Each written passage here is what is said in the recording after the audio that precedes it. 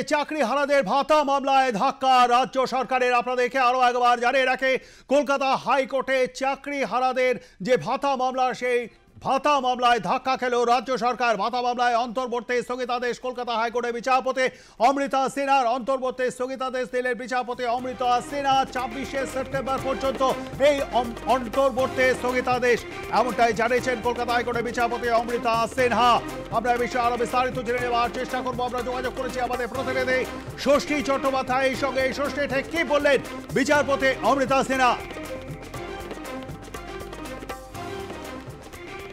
দেখা অবশ্যই সেই প্রশ্নে যাব, তবে এ বিষয়ে একটু জানিয়ে রাখি যে ইতিমধ্যেই কলকাতা হাইকোর্টের বিশিষ্ট আইনজীবী কৌস্তব বাগচি কিছুক্ষণ আগেই তিনি একটা এক্স হ্যান্ডেলে টুইট করেছেন, যেখানে তিনি লিখছেন, মমতা বন্দ্যোপাধ্যায় জানতেন সরকারি কোষাগার থেকে চাকরিহারা গ্রুপ সি গ্রুপ ডি কর্মীদের ভাতা দেওয়া কোনোভাবেই আইন সিদ্ধ না, এবং জানতেন কোর্ট এই বিষয়ে হস্তক্ষেপ করবে, এবং ঠিক তাই হলো।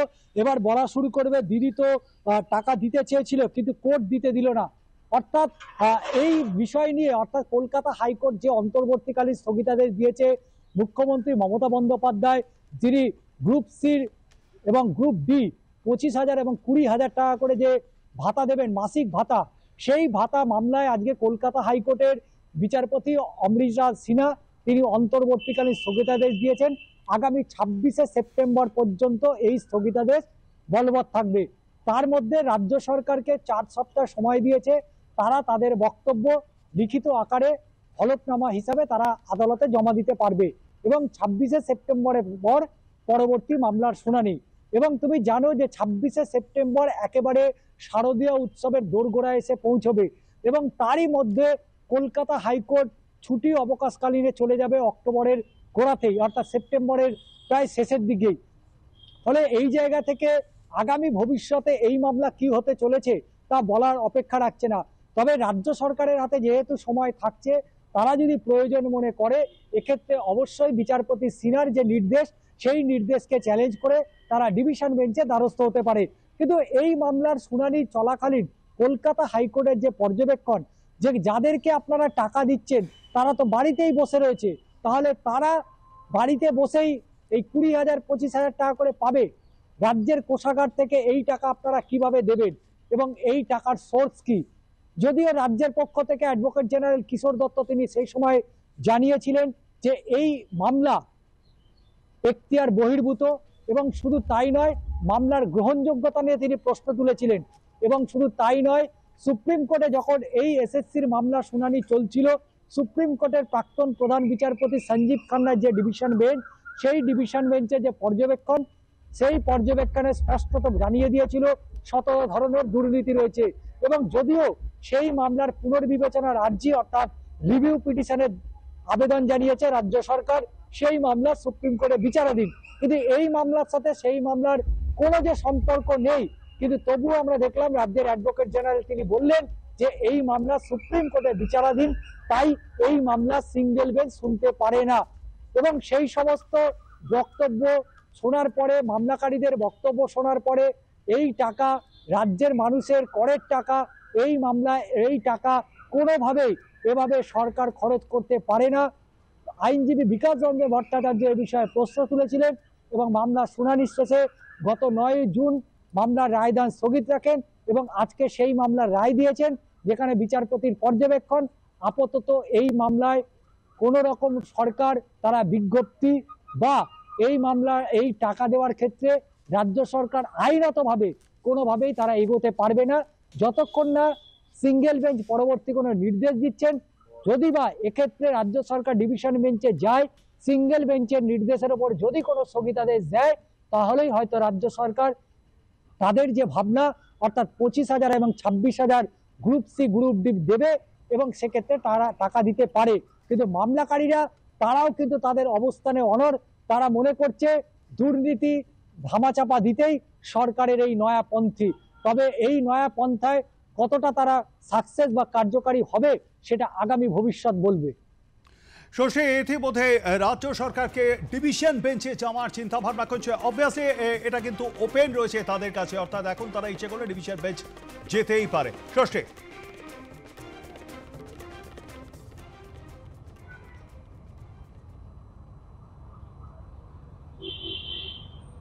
দেখো, আইনে স্পষ্টত বলা রয়েছে গণতান্ত্রিক দেশে যে কোনো মানুষ তারা তাদের অধিকারের দাবিতে তারা আদালত বা বিচার ব্যবস্থায় দ্বারস্থ হতে পারে। যদি আমরা নিম্ন আদালতের বিচার প্রক্রিয়ার মধ্যে দিয়ে দেখি, সেক্ষেত্রে আমরা যদি নগর দায়রা আদালতের যদি কোনো নির্দেশ কোনো মানুষের অর্থাৎ মামলাকারী যদি তাদের পক্ষে না যায়, অবশ্যই তারা ডিস্ট্রিক্ট কোর্ট, জেলা কোর্টে যেতে পারে। এবং কলকাতা হাইকোর্ট তাদের জন্য পথ খোলা থাকে। জেলা আদালতে তাদের যদি হার হয়, তাহলে অবশ্যই তারা কলকাতা হাইকোর্টে আবেদন করতে পারে। কলকাতা হাইকোর্টে যদি তাদের মামলা সিঙ্গেল বেঞ্চে যদি তারা জিততে না পারে, তার জন্য ডিভিশন বেঞ্চ এবং সর্বোপরি শীর্ষ আদালত সুপ্রিম কোর্টে তাদের জন্য পথ খোলা থাকছে। একইভাবে রাজ্য সরকারের জন্য কিন্তু এই পথ খোলা থাকছে। রাজ্য সরকার যদি মনে করেন, অবশ্যই এটা আশা করা যায় রাজ্য সরকার বিচারপতি অমৃতা সিনহার এই নির্দেশ তারা চ্যালেঞ্জ করে হয়তো আগামী সপ্তাহেই হয়তো ডিভিশন বেঞ্চে দ্বারস্থ হতে পারে। তবে এক্ষেত্রে তাদের আইনি পথ খোলা থাকছে। তারা যদি মনে করেন, অবশ্যই বিচারপতি অমৃতা সিনহার নির্দেশকে চ্যালেঞ্জ করে ডিভিশন বেঞ্চে দ্বারস্থ হতে পারেন। এখন দেখার বিষয় হচ্ছে ডিভিশন বেঞ্চ রাজ্য সরকারের এই আবেদনকে কতটা মান্যতা দেয় এবং মামলাকারীদের বক্তব্য, সেক্ষেত্রে ডিভিশন বেঞ্চের কি পর্যবেক্ষণ থাকে, সেটাও কিন্তু নজর থাকবে। ষষ্ঠী, তুমি আমাদের সঙ্গে থাকো। বিভিন্ন স্কুলে যে গ্রুপ সি এবং গ্রুপ ডির নিয়োগে পাহাড় প্রমাণ দৌড়েতে হয়েছিল, আর তাই তাদের নিয়োগ বাতিল করেছিল দেশের শীর্ষ আদালত। তারপরেও রাজ্য সরকারের ভাতা দেওয়ার নির্দেশ, যা একেবারে বেআইনি ছিল, এমনটাই জানিয়েছেন আইনজীবী ফেরদৌস তামিম। মহামান্য বিচারপতি অমৃতা সিনহা রাজ্য সরকার যে গ্রুপ সি এবং গ্রুপ ডি কর্মচারীদের যে ভাতা ইন্টারিম রিলিফ হিসেবে দিতে চেয়েছিলেন, সেটি অন্তর্বর্তীকালীন স্থগিতাদেশ দিয়েছেন এবং 26শে সেপ্টেম্বর পর্যন্ত সেই স্থগিতাদেশ দিয়েছেন। ইন দ্য মিন ওয়াইল রাজ্য সরকারকে 4 সপ্তাহের মধ্যে এফিডেভিট দেবেন তারা, এফিডেভিট অপোজিশন আকারে। আমরা তার উত্তরে এফিডেভিট রিপ্লাই দেব 2 সপ্তাহের পরে, 2 সপ্তাহের মধ্যে, এবং তারপরে ম্যাটারটি লিবার্টি টু মেনশন করেছেন, অর্থাৎ তারপরে ম্যাটারটি আসবে। অর্থাৎ যে রাজ্য সরকার যে ঘোষণা করেছিল গ্রুপ সি এবং গ্রুপ ডি এমপ্লয়ীদের ইন্টারিম রিলিফ হিসেবে যে ভাতা দেবেন মাসে 20,000 এবং 25,000 আকারে, সেটির অন্তর্বর্তীকালীন স্থগিতাদেশ দিয়েছেন মহামান্য বিচারপতি অমৃতা সিনহা। আপনাদের মতে এই সিদ্ধান্ত কেন বেআইনি ছিল? দেখুন, তার কারণ এই যে গ্রুপ সি এবং গ্রুপ ডি যে নিয়োগ হয়েছিল বিভিন্ন স্কুলগুলোতে রাজ্যে, সেই স্কুলগুলোতে নিয়োগের ক্ষেত্রে পর্বত প্রমাণ দুর্নীতি হয়েছিল বলেই সেটি কিন্তু মহামান্য সুপ্রিম কোর্ট সেটি বাতিল করেছিল। বাতিল করার পরে সেখানে even West Bengal board of secondary education তারা চেয়েছিলেন যে অন্ততপক্ষে কিছুদিনের জন্য তারা স্কুলে যান। সেক্ষেত্রেও সুপ্রিম কোর্ট বলেছিলেন যে না, তারা স্কুলে যেতে পারবেন না, তার কারণ এই গ্রুপ সি এবং গ্রুপ ডি নিয়োগের ক্ষেত্রে সর্বোচ্চ পরিমাণ দুর্নীতি হয়েছে এবং এই দুর্নীতির পরিমাণ অনেক বেশি। যারা সাদা খাতা জমা দিয়ে গ্রুপ সি এবং গ্রুপ ডি এমপ্লয়ি হিসেবে ঢুকলেন, তাদের কাছ থেকে টাকা আদায় করার, অর্থাৎ মাইনে হিসেবে যে টাকাগুলো পেয়েছিলেন সেই টাকাগুলো ফেরত দেওয়ার নির্দেশ ছিল। এতদ সত্ত্বেও তারা টাকা ফেরত দেওয়ার বদলে, রাজ্য সরকার টাকা ফেরত নেওয়ার বদলে মাসে মাসে তাদেরকে ইন্টারিম রিলিফ হিসাবে 20,000 এবং 25,000 দেওয়ার বন্দোবস্ত করেছিলেন।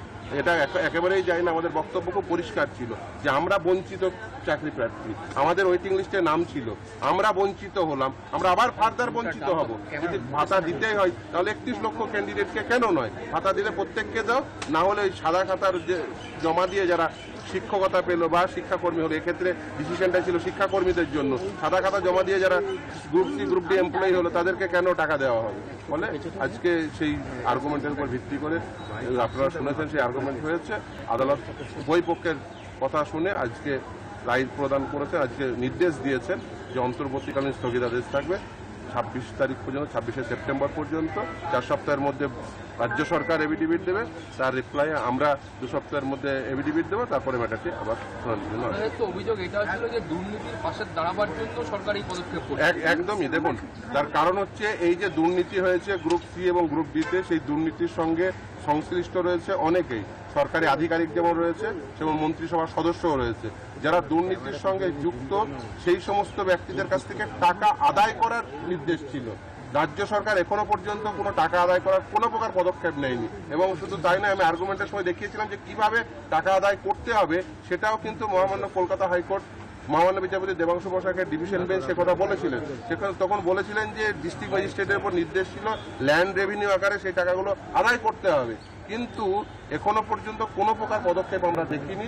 উল্টে তাদেরকেই টাকা দেওয়ার বন্দোবস্ত করা হচ্ছে, যেটা কোনোভাবেই কাঙ্ক্ষিত নয়, যেটা দেওয়া যায় না। তার কারণ এই টাকা হলো জনগণের টাকা, জনগণের কাছ থেকে কর হিসেবে যে টাকা পান রাজ্য সরকার সেই টাকার এইভাবে অপব্যবহার করতে পারে না। আসলে এটা ছিল যে ওদেরকে এই টাকা দিয়ে ওদের মুখ বন্ধ করতে চাইছেন। তার কারণ সিবিআইয়ের উপর একটি নির্দেশ ছিল, সিবিআইয়ের উপর নির্দেশ ছিল যারা এই দুর্নীতির সঙ্গে যুক্ত, বিশেষ করে এই সাদা খাতা জমা দিয়ে যারা পেয়েছেন, এক্সপায়ারি অফ দ্য প্যানেলে যারা পেয়েছেন, তাদেরকে প্রয়োজনে সিবিআই কাস্টোডিয়াল ইন্ট্রোগেশন করতে পারে।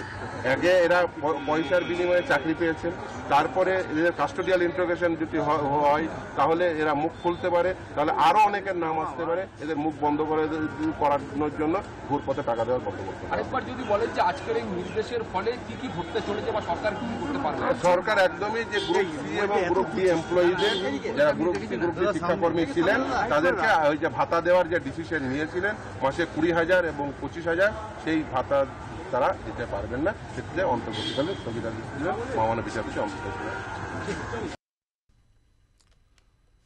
শশী, তুমি শুনলে আইনজীবী ফেরদৌস হামিমকে বলেছেন একদম সাদা খাতা তারা জমা দিয়ে চাকরি পেয়েছেন, তারা চাকরি করেছেন, তারা তো সেই চাকরি সেই যে টাকা তারা নিয়েছিলেন, যে স্যালারি তারা ড্র করেছিলেন তা তো ফেরত দিচ্ছেনই না, উল্টে তাদেরকে ভাতা দেওয়ার বন্দোবস্ত করেছিল রাজ্য সরকার।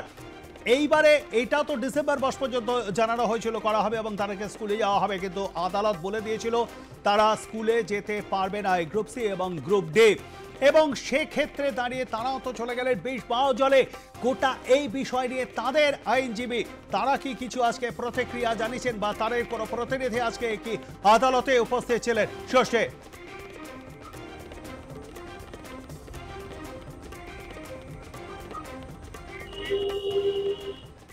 দেখো, প্রথমেই যেটা বলতে হয় যে সুপ্রিম কোর্টে যখন এই মামলা যায়, অর্থাৎ বিচারপতি দেবাংশু বসাক 2016 সালের যে এসএসসির যে নিয়োগ প্রক্রিয়া, সেই নিয়োগ প্রক্রিয়া সম্পূর্ণ বাতিল করে দিয়েছিল এবং গ্রুপ সি গ্রুপ ডির ক্ষেত্রে মামলায় স্পষ্টত রায়ে বলে দিয়েছিল যে এই টাকা কিন্তু ফেরত দিতে হবে। রাজ্য সরকার তড়িঘড়ি এই নির্দেশকে চ্যালেঞ্জ করে 2024-এর লোকসভা নির্বাচনের দোরগোড়ায় যেহেতু কলকাতা হাইকোর্টের বিচারপতি দেবাংশু বসাক এই নির্দেশ দিয়েছিলেন এবং তারপরে তড়িঘড়ি সুপ্রিম কোর্টে দ্বারস্থ হলো। সুপ্রিম কোর্টে যখন মামলা বিচারাধীন ছিল, যে সময় তৎকালীন বিচারপতি প্রধান বিচারপতির দায়িত্বে ছিলেন অর্থাৎ বিচারপতি DY চন্দ্রচূড়, তার অবসর নেওয়ার পরে মামলা চলে যায় বিচারপতি সঞ্জীব খান্নার ডিভিশন বেঞ্চে এবং প্রধান বিচারপতি সঞ্জীব খান্না তিনি যখন নির্দেশ দিয়েছিলেন, সেই নির্দেশে তিনি উল্লেখ করেছিলেন ছত্রে ছত্রে দুর্নীতি এবং 17 ধরনের দুর্নীতি, ওএমআর বিকৃত করা, সাদা ওএমআর জমা দেওয়া এবং শুধু তাই নয়, র্যাঙ্ক জাম্পিং করা হয়েছে এবং সর্বোপরি আর্থিক লেনদেন একটা হয়েছে, এরকম একটা ইঙ্গিত সুপ্রিম কোর্টের তৎকালীন প্রধান বিচারপতি সঞ্জীব খান্না তার নির্দেশে স্পষ্ট করে দেয় এবং সেখানে আরো বলে দেওয়া হয়েছিল যে এসএসসি যারা গ্রুপ সি গ্রুপ ডি যারা 2016 সালে নিয়োগ প্রক্রিয়ায় অংশগ্রহণ করেছিল, সেই গ্রুপ সি গ্রুপ ডি তারা স্কুলে যেতে পারবেন না এবং তাদের যে নির্দেশ, অর্থাৎ কলকাতা হাইকোর্টের বিচারপতি দেবাংশু বসাক যে নির্দেশ দিয়েছিল, সেই নির্দেশটাকেই বহাল রাখছে। অর্থাৎ টাকা আদায় করতে হবে সরকারকে এবং জেলা অর্থাৎ ডিস্ট্রিক্ট ম্যাজিস্ট্রেটের মধ্য দিয়েই অর্থাৎ এই টাকাটা রিকভার করবে। কিন্তু সেই টাকা রিকভার তো দূরের কথা, রাজ্য সরকার ঘোষণা করে দিলেন, মুখ্যমন্ত্রী ঘোষণা করে দিলেন টাকা ফেরত নয়, তাদেরকে টাকা দেওয়া হবে। মামলা যখন বিচারপতি অমৃতা সিনহার ঘরে মূলত যারা ওয়েটিং লিস্টের ক্যান্ডিডেট ছিল, যারা ফিরদৌস বলছিল, সেই ওয়েটিং লিস্টের ক্যান্ডিডেটরা তারা এসে মামলা দায়ের করলো যে এই মামলা মূলত রাজ্য সরকার দুর্নীতিকে আড়াল করার জন্যই এই ধরনের পদক্ষেপ গ্রহণ করেছে। বিচারপতি সরাসরি অ্যাডভোকেট জেনারেলকে প্রশ্ন, এই যে টাকাটা দেবে রাজ্য সরকার, এই টাকার উৎসটা কি এবং যাদেরকে এই টাকা দেবে তারা কি সার্ভিস প্রোভাইড করবে। দ্বিতীয় 3 নম্বর হচ্ছে এরা তাহলে বাড়িতে বসে বসেই টাকাটা পাবে। এই প্রশ্নগুলোর উত্তর যখন রাজ্য সরকারের কাছে চেয়েছিল, রাজ্যের অ্যাডভোকেট জেনারেল তিনি জানিয়েছিলেন যে এই মামলার গ্রহণযোগ্যতা নিয়ে তাদের প্রশ্ন রয়েছে এবং তারা এই মামলায় কোথাও তারা যুক্ত ছিল না এবং তারা হঠাৎ করে এই মামলা করায় এই মামলার গ্রহণযোগ্যতা নিয়ে প্রশ্ন উঠছে। তার কারণ সুপ্রিম কোর্টে যেহেতু রিভিউ পিটিশন করেছে রাজ্য সরকার, তাই রিভিউর কোনো যেহেতু এখনো সদুত্তর পাওয়া যায়নি, তাই এই মামলার কোন রকম কোনো আইনি তার বৈধতা নেই। কিন্তু প্রশ্ন উঠছে যে গ্রুপ সি গ্রুপ ডির ক্ষেত্রে যে পর্যবেক্ষণ সুপ্রিম কোর্টে ছিল, যে পর্যবেক্ষণ কলকাতা হাইকোর্টে ছিল, সেই পর্যবেক্ষণ পাওয়ার পরেও কেন রাজ্য সরকার এই মাসিক ভাতা দেওয়ার কথা ঘোষণা করলো? এই প্রশ্ন এখন কলকাতা হাইকোর্টে আইনজীবী মহলে একাংশের মধ্যে উঠে আসছে। একদমই তাই, অসংখ্য ধন্যবাদ আমাদের সঙ্গে থাকবার